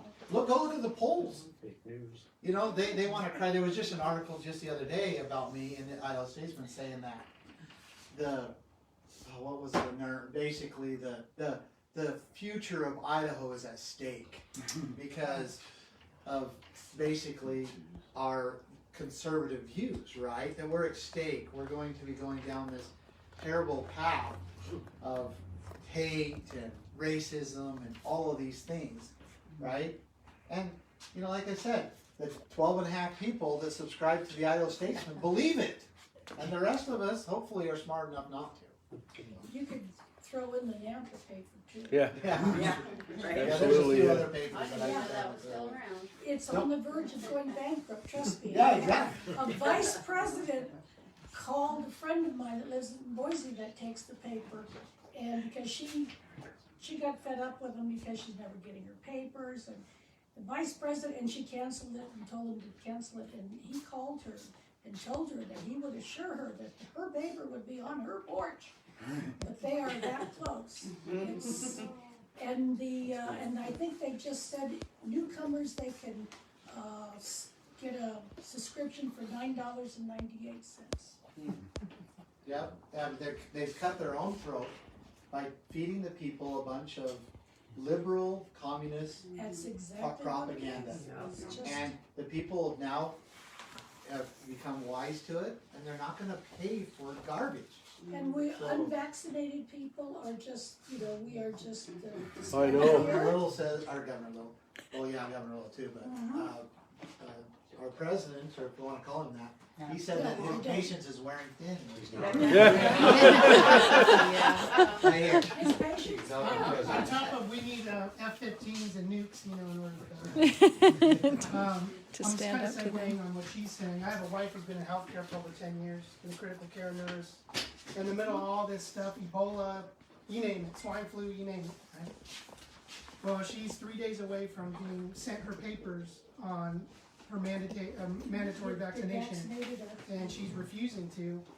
And she's been peaceful this whole time. She hasn't said anything. She hasn't done anything on social media. And basically, I know most Idahoans don't want to hear this, but I'm from Soviet land in California, unfortunately. But I live in the rural north, where we have a lot of people in the fight, including myself. State of Jefferson, right? State of Jefferson. Yeah, Jefferson. And so you know, there's a lot of good people up there, and we've been in a fight for quite some time over the mandated vaccination, just in general. You need to join Idaho and forget about that. And that's what we're talking about, is we've been looking at for-profit hospitals that are in this area that are specifically stating that they're leaving it up to choice. Now, if you as governor, what's your stance on mandated vaccination? Okay, good question. So, so just to lay the foundation, the state has no jurisdiction over your body. That's right. Period. So, and the people have never given the state jurisdiction over their body, and even if they did, if you give someone a jurisdiction over your body, does that mean that they have jurisdiction over my body? No, right? And so, the state has no jurisdiction over our body. But these are like private companies, right? Hospitals? Yeah, well, and you have certainly a employer relationship, and a private employer has a right to fire you for pretty much any reason. There's some things that we put in place and so forth. But so I just want you to understand that the state has no jurisdiction. However, we could try to get the legislature to do something. They're not going to, and when they did, they would probably not get it right. It would be a mess. And then what you do is you interrupt that relationship between an employer and employee using the force of law, and you're never going to get that balance back. Right. It's very important that the employees stand up to it. Yeah. So now employees are standing up at my wife's hospital where she's at right now, right? And I mean, you're having whole departments that are pretty much. There's 2 cardiac perfusionists in our area for the whole north state of California. They're the people that keep you alive on the heart machine when you're going through open heart surgery. They're both not getting the vaccination, so they're on the chopping block. So what does the state do? They bring in the National Guard.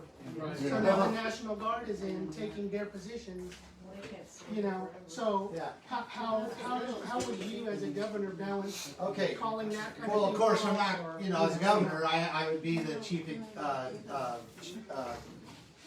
why can't I say it, the commander-in-chief of the National Guard. Right. So, you know, that won't be happening. But you also, again, have to understand, and we've talked about it, but these hospitals have received a tremendous amount of money, right, to do what they're doing.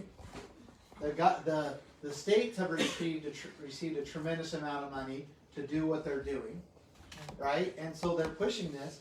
But if the employees would come, even if they have to wait it out a little while, they have to wait it out. I mean, the National Guard is not going to be able to be there forever. It costs a tremendous amount of money for them to be there. Plus, it's just not practical for them to be there very long. Right. The employees have to stick together. They have to withhold their labor until working conditions are at a place where they can be okay with it. And getting, injected by something they're not comfortable with. And we should listen to the medical, workers, the healthcare workers. There's about 20%, in some cases, some areas over, about 20% of healthcare workers are refusing to get the vaccine, if you want to call it that. And that should be alarming to us. But it comes down to them, and that's what it comes down to everything, right? Us uniting together and saying no. But they have to do that. And they just have to.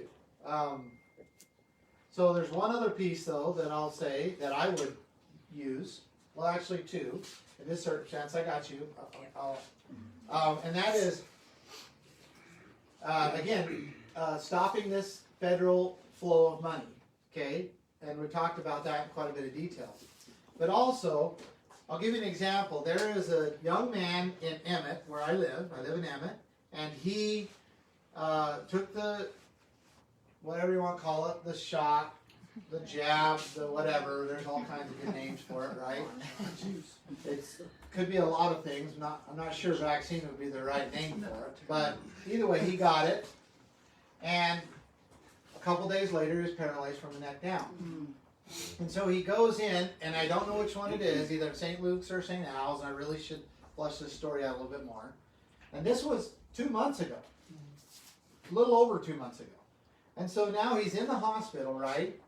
They know what happened. They understand the timing, the doctors have been working with him, and that very hospital is mandating their employees to do the very same thing that he did. Now, are they not culpable or not? They are culpable. And as a state, when an employer or anybody else knows they're putting people in harm, are using coercion and manipulation to put people in harm's way, it is the state's responsibility to step in and possibly even prosecute. Yep. And in that situation, I think it would warrant that. And I'm not one for using the state to force, but that is if you've got an employer with thousands of employees that are forcing something that is proven in many cases to have extreme adverse reactions, including death, upon those that they're forcing, and they're doing it for money, then it would be the state's responsibility, the prosecutor's jurisdiction, to say, look, if you do this, you're going to be liable. Also, the people in those circumstances should try, even though the courts are very corrupt, they should try to use the courts more. They should try to use the courts more. Because the courts are designed so that if you and I have an issue, well, we don't have to just start shooting at each other, right? We can go to the courts and hopefully find justice, lay all the evidence out, and have either a judge or a jury decide what justice is in that case, and then we move forward without killing each other. And we should use those, right? We should use that. And so those, I've laid out about 4 different, ways, and getting the legislature to make more law is not one of them. No. I think I read in the Idaho Freedom Foundation, there was a list of attorneys that are available that are fighting for the healthcare workers. Yeah. And I think they're pro bono. Okay. So you might go look at that. And then there was another one, the American Frontline Doctors. Yeah, they've got a lot of information too about healthcare workers that are being forced vaccination and just anyone in general. Yeah. So those are 2 good resources. I found mine on Telegram. You can certainly Thank you. look at that. There's also a company called HCA, Hospital Corporations of America, and this shows how a free market truly works and prevails, and how freedom is the answer. This hospital actually received the federal money and got the contract, but then they decided, after going through the MOUs, they decided that they couldn't comply to it, sent the money back, didn't sign the contract, either that or nullified it, and and have not mandated these things upon their employees. Well, what's happened was now they're being flooded with the best doctors, nurses, staff, administration, and they have they can pick whoever they want, and St. Luke's here had to bring in the National Guard just to have enough people to handle what's coming into the hospital. And they want to say, oh, we're so busy we had to bring the National Guard. Yeah, that's because 33% of your employment left. And then in the newspaper say, oh, it's mayhem over there. So, the National Guard had to be brought in. That's a lie. That's a lie. Anyway, HCA, Hospital Corporations of America, you might want to look into that. Thank you so much. See, I have this right. I'm sorry, I did tell her first.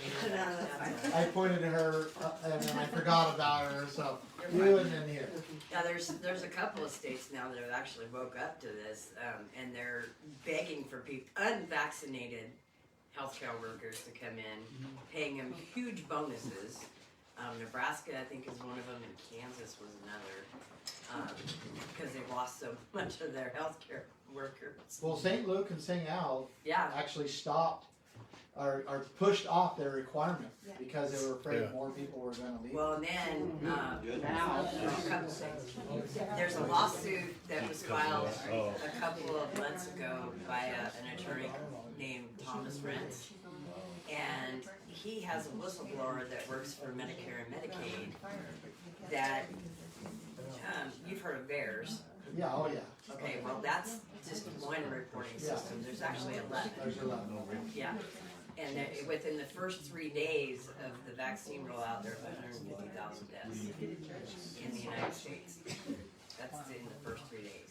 Thank you. Right here. Okay. Do you back the blue and believe in law and order? And why is the media saying that you support BLM? Did you hear that? Do I back the blue and believe in law and order? And why does the media keep saying what they're saying and all that? About BLM and So I have a very love-hate relationship with the police. I'll bet.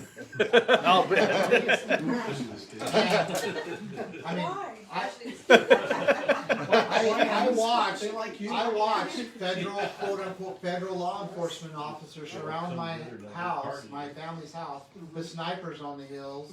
I watched them literally try to destroy my ranch. I watched them throw my Aunt Margaret to the ground, beat my brother to the ground, sick dogs on my sister who was pregnant, tased me multiple times, and I've watched this over and over my entire life. It's always the blue, if you will, and I realize that it's always them that the tyrants use to do their dirty work.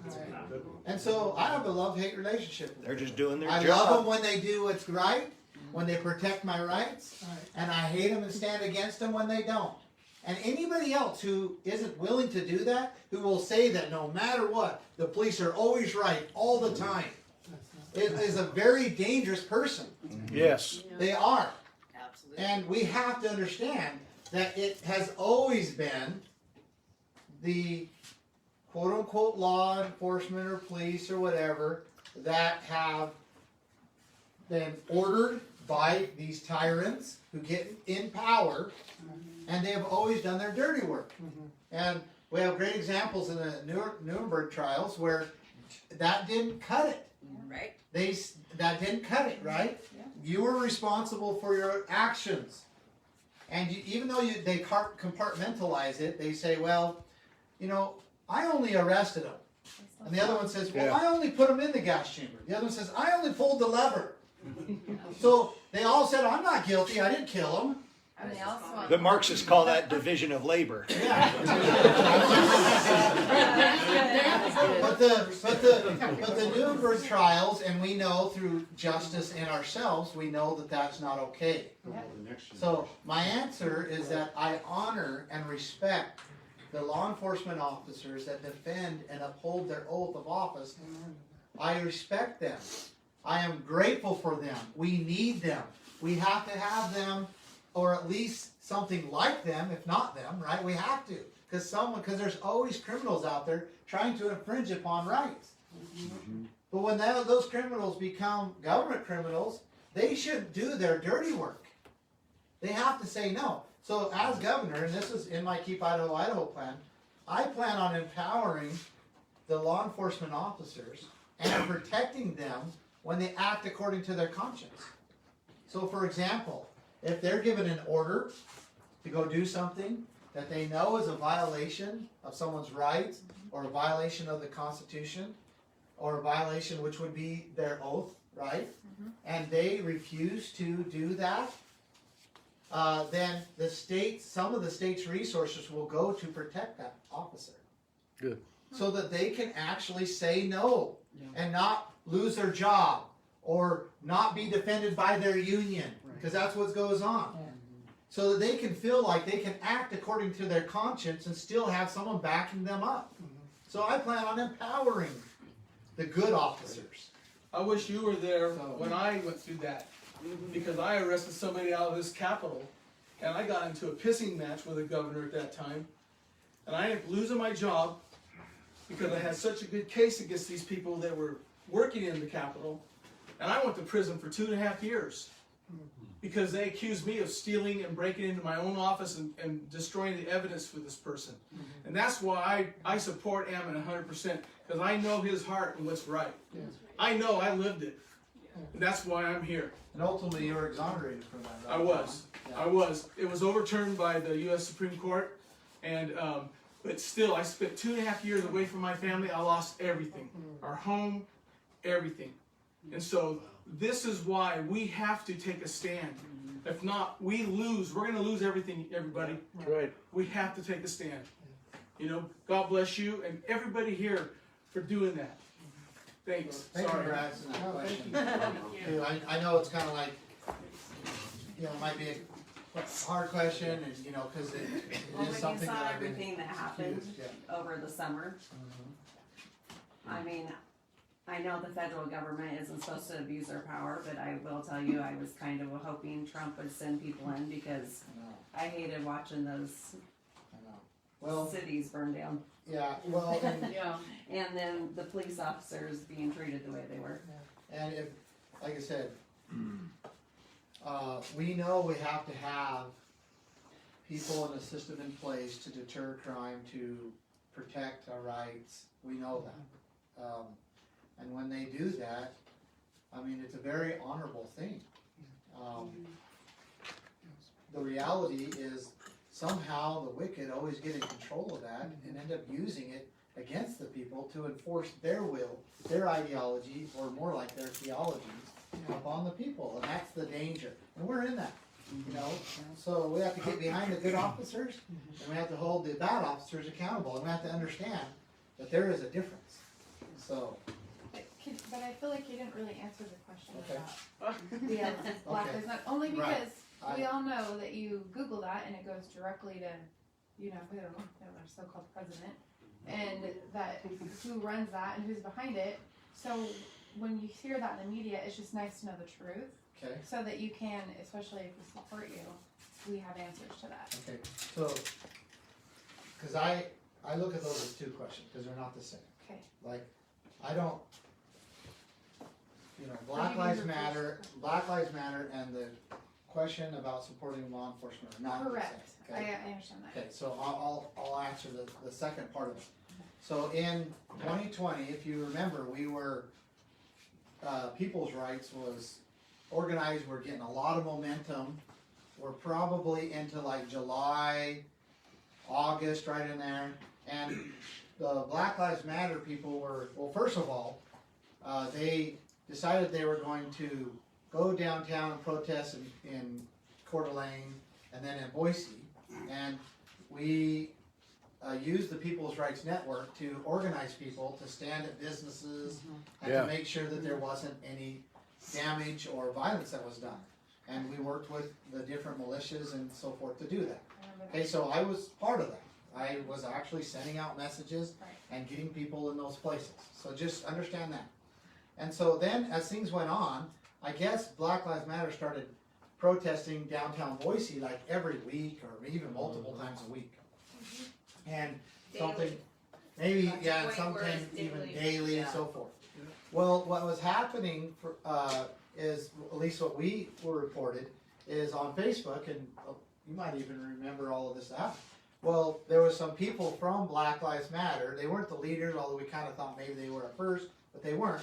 They reached out and they said, hey, look, we're going down and we're peacefully protesting at the Boise, at the Capitol building, and quote unquote patriots are coming down and assaulting us, spitting on us, hitting us, right?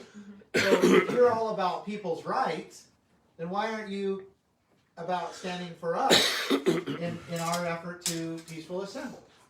Well, anyhow, so the people that were running the People's Rights Facebook page came to me, showed me the message and so forth, and I said, well, find out, first of all, if it's true, like if they are actually, and they did, they verified that that was happening, that there was actually, you know, I say quote unquote patriots going down and actually assaulting and spitting on them and so forth.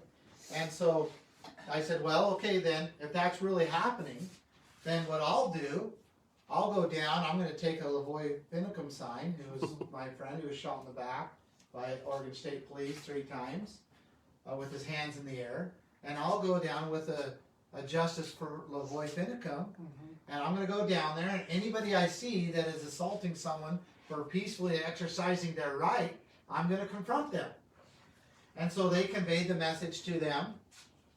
There was a big internal thing going on with Black Lives Matter because I guess some of the local people there wanted me to come, and the national absolutely didn't want me, and there was a big internal battle. And ultimately, they informed me that if I was going to come, that I had to follow their rules, including wearing a mask and do all these things. And I said, I don't wear a mask. And they said, basically, then we don't want you to come. And I go, fine, I didn't want to come anyway. And that's how it ended. And so, anybody wants to fault me for that, that's fine. But I will go and stand with against anybody who is infringing upon someone's right to do what they have a right to do. Especially even it's constitutional. It's to assemble, to protest, to grieve your government is a constitutional protected right. And if we're not willing to defend that right, even though we don't agree with them, then it's a loss of freedom for all of us. That's right. And that's how I looked at it. And so it's just that simple. And then of course the media, it's like Ammon Bundy is going to join, I think was the word, join Black Lives Matter. Yeah. Well, yeah, if there's any joining, it would just be that I was going to go down there while they were going to protest. But no, it was pitched like I was joining the organization and all of that. And a lot of people fell for it, right? And so hopefully that answers your question, because that's just what happened. Yeah, that helps. Because it does come up a lot. That's good to understand. What time is it? Okay, it's 8:30. We've been going for 2 hours strong. So maybe, one or two more questions here. So right here and then we'll kind of wrap this up. Okay, so I have numerous questions. But I want to frame this. Have a filibuster. But I want to frame this a little bit differently. Okay, you're a businessman, right? I am. I assume in your time in business, you've hired numerous, maybe hundreds of people. Is that correct? Correct. So you've sat through many job interviews as the one who's hiring and interviewing people. So you know you are running for public servant, to be a public servant. So I want to interview you. And I want you to consider that. And I have to forewarn you, I have ADD, so if you start going a little too long, you might lose me. All right? So my first question is, this has come up a lot, is public persona. So what are you trying to do to offset the negative persona? Because I've seen quite a few videos where it starts out with, you've experienced an encounter and you're upset. But I didn't see what led up to that, nor do I see the rounded Ammon that I'm seeing tonight, which is a well-articulated, almost gentle-seeming person. But when most of your viral videos are you visibly irritated. So how are you working on that public persona to round that out? Well, meeting with a lot of people, using a lot of media to be able to reach out to people. And I will say this as somewhat of an is that in every one of those cases, if you find out what was going on, I was defending somebody in every single one of those cases. And I was doing it at my own risk. And so, I offer that to you. But we have clearly identified the way to overcome that persona. But what the challenge is that it either has to be really, really good media, which we have and we're building, or it takes a one-on-one. Because what happens is, and it happens every single time, people come in the room, question, we have these conversations, they understand that I understand the principles of liberty, but also that I'm not the person that the media's been telling them, and they're upset about it. And so they go away and tell their friends, and then they have another meet and greet. We're having meet and greets or town halls every night just about. Because we know that that's the formula. To get in front of people. Now, can we get in front of enough people? Can we use media effective enough to get people to get over that? I think we can, but that's basically the formula. There's no secret to. I have to get in front of as many people as I possibly can before May of 2022. And that's it. That's just, it's that simple. And therefore I need resources. I've got an awesome media team. and I can tell your ADHD's kicking in. Yeah, it's going, man. Okay, so You're I'll right. let you get to the next question. Okay, division in the nation. This is a big thing that we all know is going on. You said one of the key points that I listened to, which is basically, I want to get into power so I can get rid of the power. So as far as political, that sounds on point. And character, I've heard a lot of people talking as to your traits. But one of the things about being a staunch conservative, or whatever, however you want to define yourself, is you tend to define yourself away from other people, and then that gap becomes a chasm. And so I guess what I would say is, I know we don't want to use the word the C word of compromise, but there have to be concessions, or like, how are you willing to communicate and work with people that aren't staunchly conservative, but show them where you're aligned with them. Yeah, so I mean, I have an obligation, if I want others to unite with me, I have an obligation to create a vision for them that they will get behind. And there's motivations that people have, and some are better than others. There's a motivation of reward. There's a motivation of honor. There's a motivation of fear.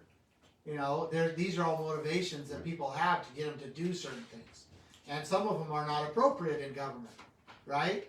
And I believe that the motivation to help people understand what the right direction is, what it's for, and then getting them behind that is something that I've been able to do in my life, and I plan on doing it. It's what I'm doing right here, right, with everybody here.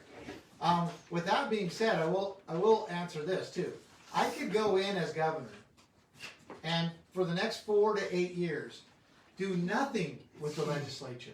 Never try to legislate one law, never propose one bill, and just work in the executive branch, stripping down that, minimizing the power, getting it back into the proper hands for 4 to 8 years, and never legislate one law, and do the people of Idaho a tremendous amount of good. Yeah.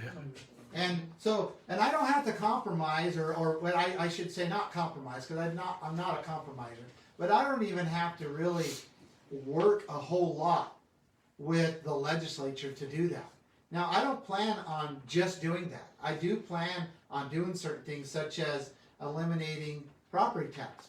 Well, that's going to take working with the legislature to do that. I plan on doing that. I plan on getting our lands back into people's hands. Amen. The federal government controls 63% of the land. That's going to take me unifying legislature. So, but please understand that even if I could get one of them to see it my way, which I believe I will, I believe I can actually rally the majority. But even if I can't, I could do Idaho a tremendous amount of good by downsizing and minimizing the power of the executive branch. Again, I agree with your stance.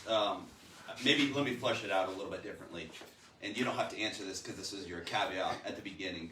But can you name a time in your marriage with your wife where you compromised?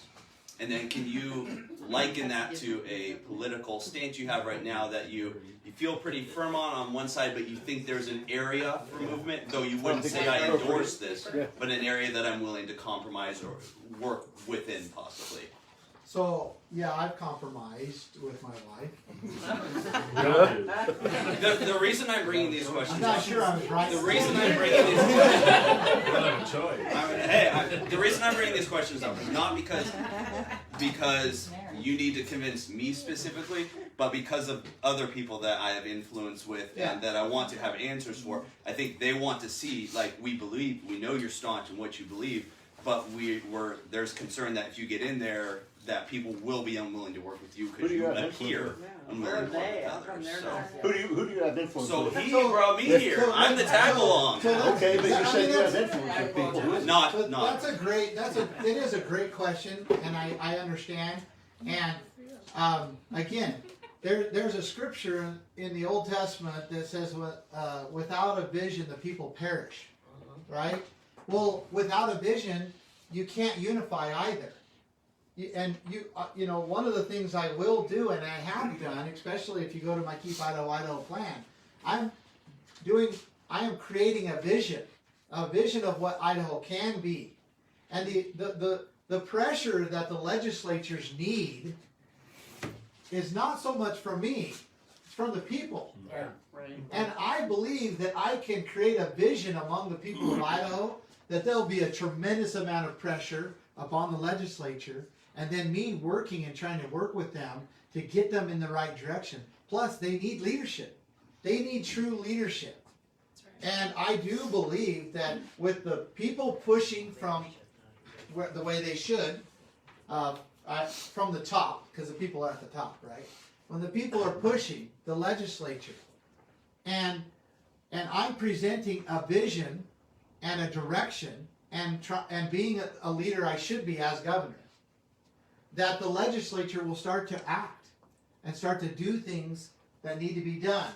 Start to abolishing terrible laws that they've created in the past, and start to correcting some of these things, and even setting in place some statutes that protect the people. I have full confidence I could do that, and I've done that in several situations. I have, you know, you may not know me as well as some in here, at least what I've done, and I don't see a ton of familiar faces, but many of you may know that in very short periods of time, I have rallied tens of thousands of people. That's right. Fast.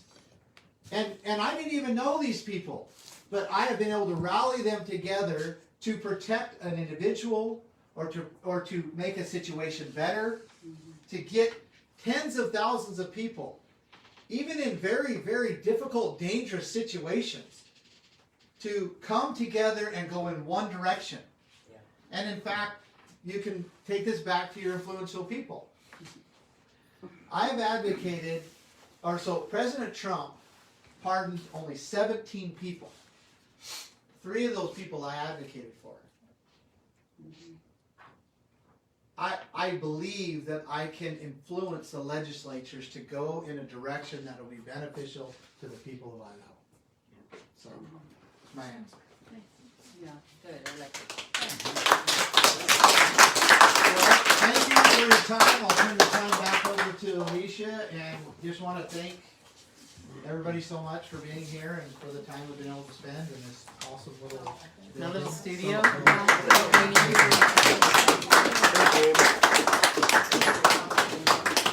just want to thank everyone for coming out tonight, and have a safe drive home. Would have been a lot easier to get here if the roads hadn't been closed. Throw you on one foot.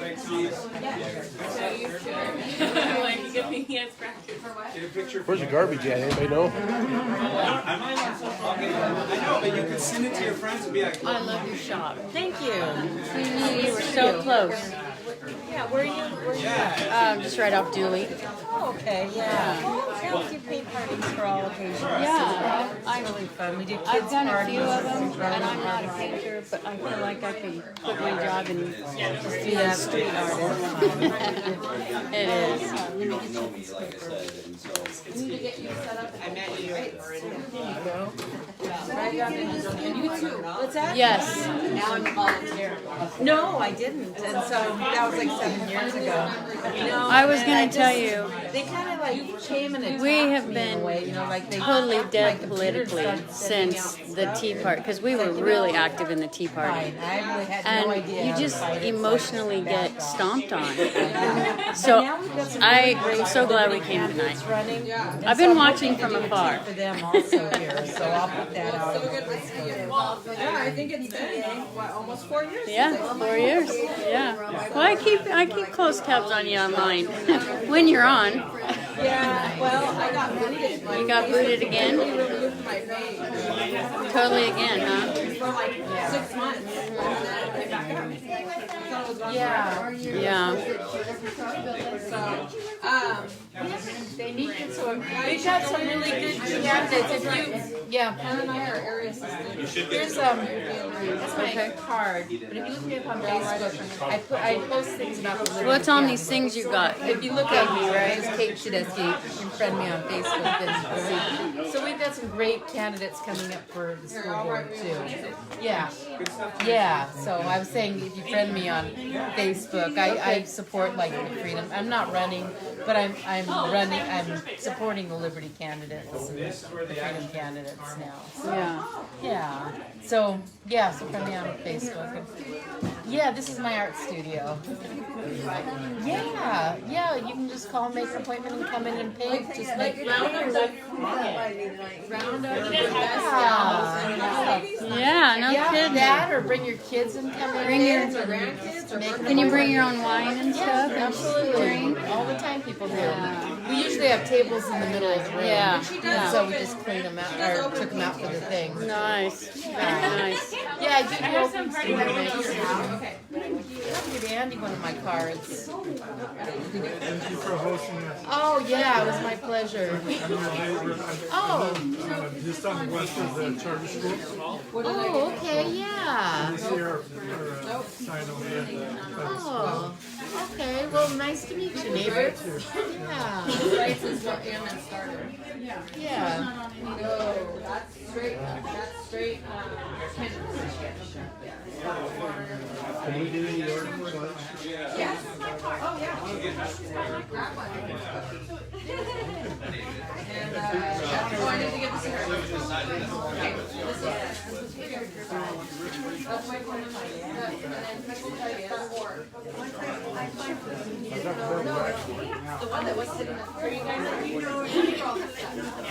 okay, yeah, contract. Yes, nice to meet you.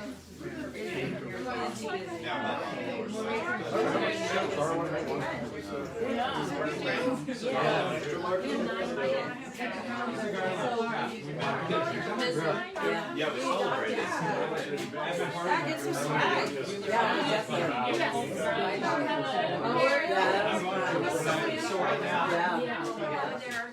Yeah, and I wanted to go in the back.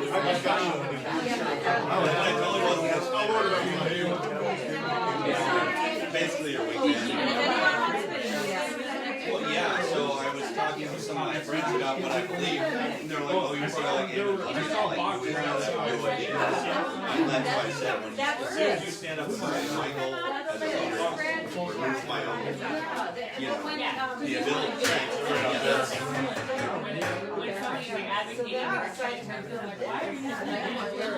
Want a picture with Ammon? Get a picture already?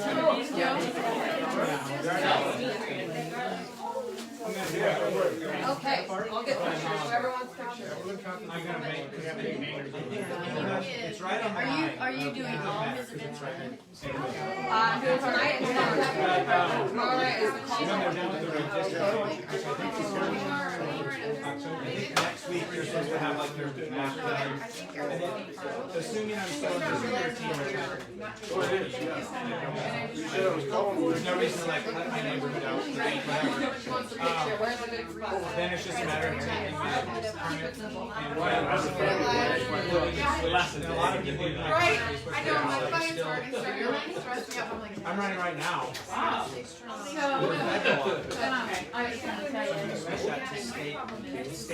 So like I was saying, like a lot of our votes, and this is something that's over the last several months, we've been talking about it.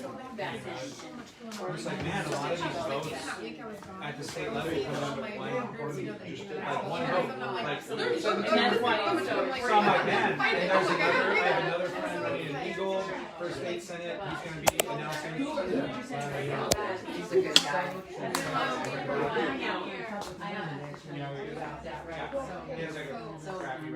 Well, they all do use that against them.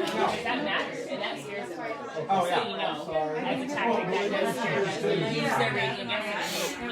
Oh yeah, I already have the.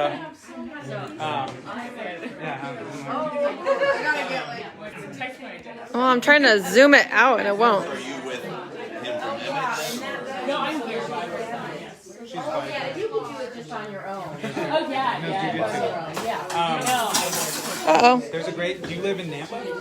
one We can do it actually online. Yeah, you can.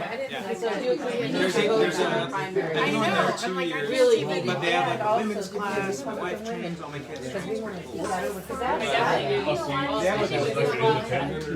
Is that okay? Oh, well, yeah, because I have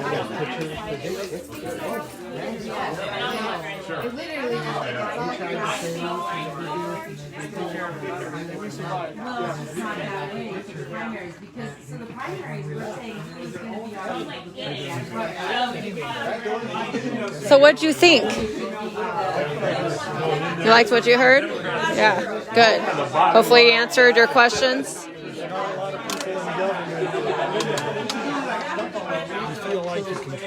Right. Yeah. I don't even know if I can count them on both hands anymore. So, yeah. Yeah. Yeah. No, definitely. Yep. He's the man for the job. So glad you're here tonight. Thank you.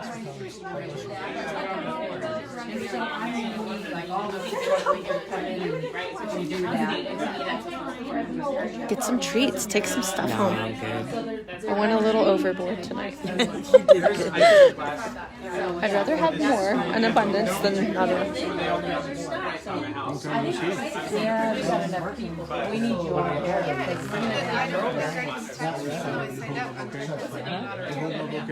Nobody is going to go through the membership. It's hard to do that, but I would switch. Because you can still vote for anybody you want. I'm working 4 on 4 off and then 3 on 3 off. Yeah. Kind of a weird schedule. I like it. They have all the Facebook, but it's cool because like they have like a whole women's class. Yes. Yeah. My dad, I'm working at the lab. And I was like, It's fun. They never had the presidential photo. Hi. Yes. What would you like to say? What brought you here tonight? Time for change. Big change. Yep. And I'm open Bundy. Yeah, wonderful. We've been participating and fall apart for too long. And it's time you stop letting the individuals separate us. And go back to the people. But no, like And they country air way more. but even like there's a few people where they did a whole post like their whole post was like this guy's a failure to your state. So like, look, like it's like a Yeah. Wonderful. Here's Yeah. Oh, I know. But it's like kind of like All right. Wonderful. Well, have a blessed evening. Drive safe. Thanks for coming.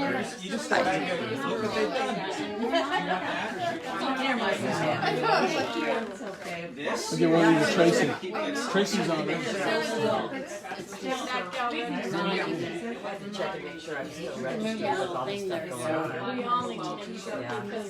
Good turnout. I haven't been excited for a long time.